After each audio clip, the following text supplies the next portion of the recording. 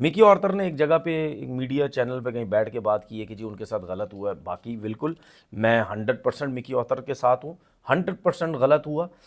चाहे Mickey Arthur हो चाहे कोई भी हो, हमारा क्रिकेट बोर्ड ने बहुत गलत किया उसके साथ। क्योंकि मेरा एक असूल है, मैं ये कहता हूँ कि भाई अगर किसी के साथ कॉन्ट्रैक्ट हुआ है, चाहे 2 साल का चाहे 3 साल का है, आपने उस बंदे को अगर डायरेक्टर और हेड कोच रखा है, 2-3 साल का कॉन्ट्रैक्ट किया था, तो ये किसी का कोई हक नहीं है कि कोई भी चेयरमैन आता है और आके उठा के ये बोलता है। ये हमेशा पाकिस्तान की हिस्ट्री में हुआ है। जब टीम वर्ल्ड कप से हारती है, कप्तान भी फारिग, कोच भी फारिग, सारे फारिग हो जाते, सिलेक्टर वेक्टर सब फारिग हो जाते हैं। अस्सलाम वालेकुम जी, कैसे हैं आप लोग? सब ठीक ठाक हैं?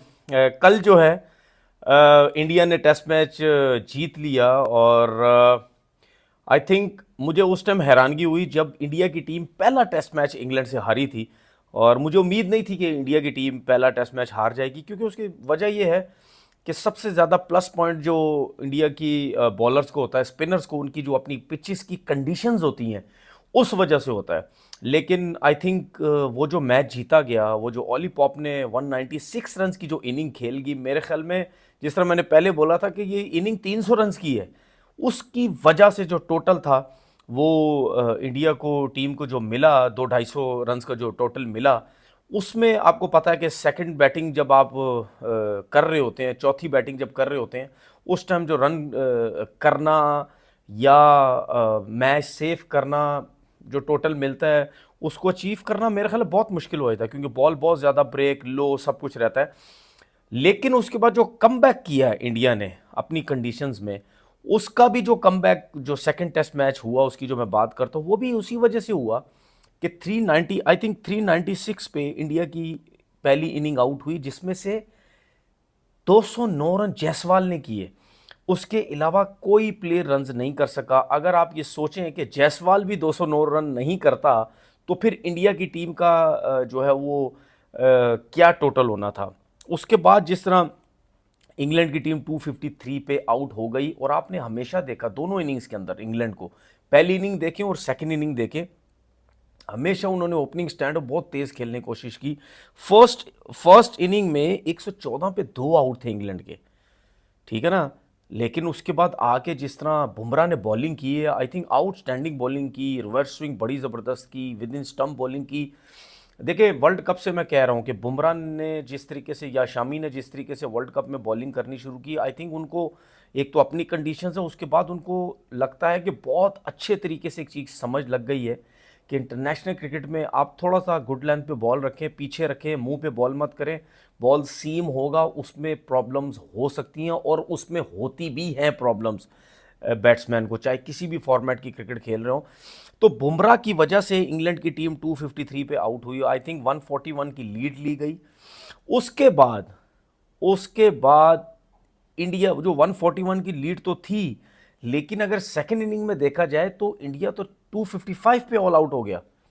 लेकिन उस 255 में आप देखें, शबमन गिल ने भी फिर 106 रन की आई थिंक उन्होंने इनिंग खेल ली। तो इस पूरे टेस्ट मैच के अंदर जायसवाल ने मैच बचाया फर्स्ट इनिंग में। उसके बाद इंग्लैंड टीम अच्छा खेल रही थी, बुमराह ने आगे 6 आउट कर दिए, वहां रोका उनको। उसके बाद जो 141 की जो लीड थी, वो ऐसे लग रहा था कि 398 का जो टारगेट, 399 का जो टारगेट दिया इंडिया ने शायद वो ना दे पाते अगर ये शुभमन गिल 100 रन की इनिंग ना खेलते। तो इन तीन प्लेयर्स ने इतने क्रूशल टाइम पे परफॉर्म किया है, जिसकी वजह से इंडिया ये टेस्ट मैच जीता। अगर शुरू में पहली इनिंग में जायसवाल कुछ नहीं करते, टोटल बहुत कम होता, हो सकता है इंग्लैंड जो है लीड ज़्यादा ले जाता। फिर उसके बाद बुमराह 6 आउट नहीं करते, तो मैंने जैसा बोला इंग्लैंड लीड ज़्यादा ले जाता। फिर दूसरी इनिंग में रन ज़्यादा नहीं थे, शुभमन गिल ने करती। तो मतलब इन तीनों की वजह से आई थिंक ये टेस्ट मैच जो है वो जीता गया, और चौथे दिन ये टेस्ट मैच जो है वो ख़त्म हो गया। तो आई थिंक बहुत बड़ी ये जीत थी। और मुझे नहीं लगता, मैंने आपको जिस तरह पहले दिन ही कह दिया था कि मुझे नहीं लगता कि इंग्लैंड की टीम ये टेस्ट मैच जो है वो जीतेगी। क्योंकि आप ये देखें कि इंग्लैंड की तरफ से अगर मैं जेम्स एंडरसन की बात करूं, वो आउटस्टैंडिंग बॉलिंग की, उन्होंने दोनों इनिंग्स के अंदर 41-42 ईयर्स की हो गए, लेकिन फ़िटनेस लेवल आप चेक करें उनका कितना ज़बरदस्त है। उनको तो मैं बहुत ज़्यादा मतलब सल्यूट करता हूँ कि इस एज के साथ, क्योंकि मैं भी फास्ट बॉलर रह चुका हूँ, इस एज के साथ टेस्ट क्रिकेट खेलना वो बहुत मुश्किल काम है। और वो जवान का बच्चा अभी तक लगा हुआ है टेस्ट मैच खेलना।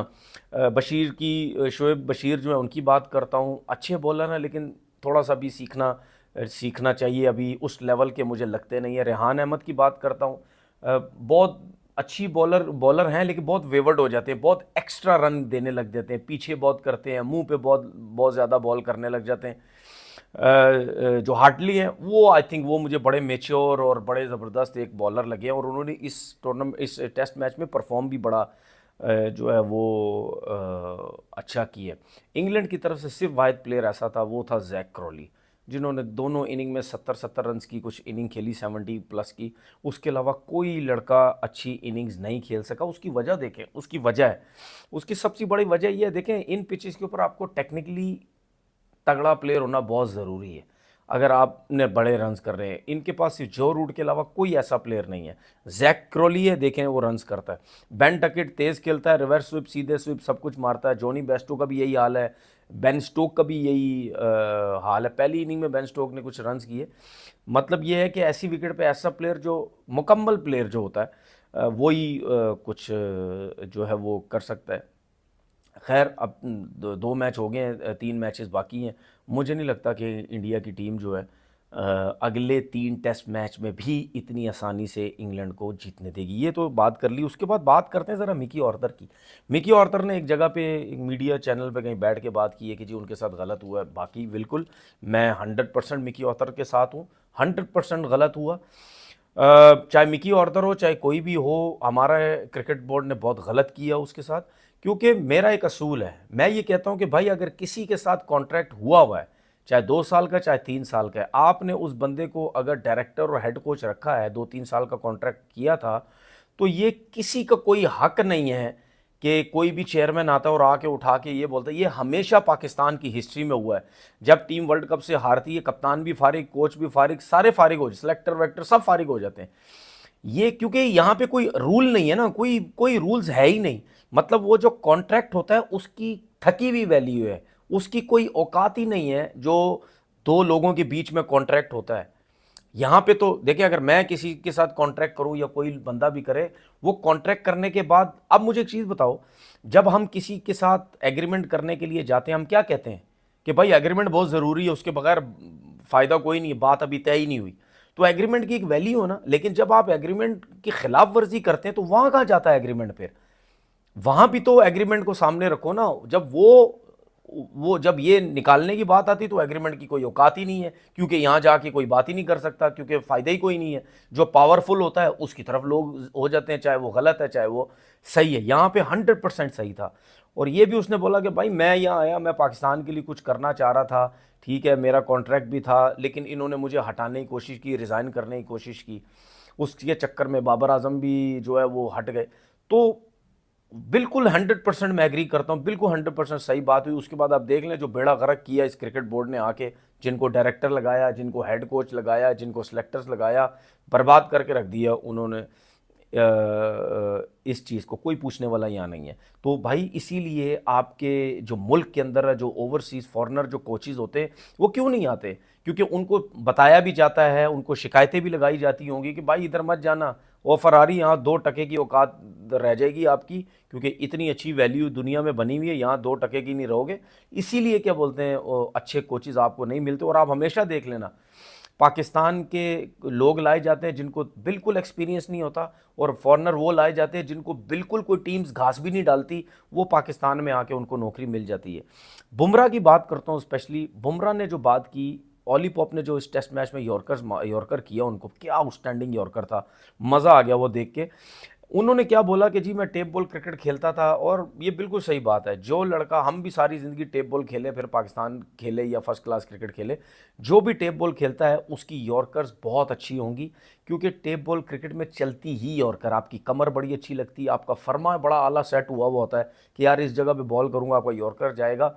उसके बाद जब आप हार्ड बॉल में भी आते तो वो जो एक फर्मा आपका सेट होता है कि मैं यॉर्कर करनी, वो आपका सेट रहता है, थोड़ी सी पावर थोड़ी चाहिए होती है क्योंकि मुश्किल होती है हार्ड बॉल में ज़ोर लगाना, तो वो चीज़ एक सेट होती है। लेकिन उसके बाद जो उन्होंने बोला कि जी मैं जब हार्ड बॉल में आया तो मैंने यॉर्कर्स की सबसे पहले प्रैक्टिस की, क्योंकि मुझे वसीम अकरम वकार ज़हीर खान ये बड़े पसंद थे, इनकी यॉर्कर्स बड़ी अच्छी थी, तो अप्रिशिएट उन्होंने किया कि जिनको वो फॉलो करते थे। उसके बाद जो एक्शन है बुमराह का, आपने देखा जब स्टार्ट करते हैं तो ऐसे लगता है वो सिर्फ पैदल चल रहे हैं और सिर्फ 2-4 कदम में जंप मार के वो गेंद कर देते हैं। उससे भी बॉलर को आइडिया नहीं होता कि कितनी तेज़ बॉल आ जाएगा, बाउंसर कब कर देंगे, यॉर्कर कब कर देंगे, तो उनका एक्शन भी एक तो डिफिकल्ट है। तो ये प्लस पॉइंट उनका बहुत ज़्यादा, इसीलिए आप देखो इसकी वजह से उनको बैक इंजरीज बहुत ज़्यादा होती है। खैर वो बात की बात है, लेकिन जो उन्होंने बात की मैं उसके ऊपर जिक्र कर रहा हूँ। शाहीन अफरीदी की बात करते हैं, उनसे बात हुई, उन्होंने बोला जी बाबर आजम जो है मेरे बहुत अच्छे दोस्त यार हैं और वो टीम को लेके चलते हैं, हर लड़के को सपोर्ट करते हैं। कभी उन्होंने ऐसा नहीं होने दिया कि जी बाबर आजम बड़ा प्लेयर बनता जा रहा है, बाबर आजम जो है वो अपने आप को पता नहीं क्या समझता जा रहा है कि मेरे से बड़ा कोई प्लेयर ही नहीं है। और शाहीन के अलावा हर किसी ने यही बात की है, जिस भी क्रिकेटर को आप इंटरव्यू में सुने, हर क्रिकेटर बाबर आजम की तारीफ़ करता है कि भाई वो सपोर्ट करता है, वो बैक करता है लड़कों को, ठीक है, वो एक्सपीरियंस शेयर करता है, रन्स कैसे करने हैं, परफॉर्मेंस कैसे देनी है। तो मेरे ख्याल में मैंने जिस तरह पहले भी एक बात बोली थी कि देखें बाबर के साथ कुछ भी कर लो, उसको कप्तानी से हटाओ, कुछ भी कर लो, अल्लाह इज़्ज़त देने वाला, वो रन्स करता है, हर जगह करता है, हर लीग में करता है, जहाँ भी जाता है उसकी बात होती है। इसका मतलब ये है कि जिसको अल्लाह ताला ने इज़्ज़त देनी है ना, उस काम में रुकावट डालने की जो है वो कोशिश मत करें। अपना बहुत बहुत ख्याल रखिएगा। अल्लाह हाफिज़।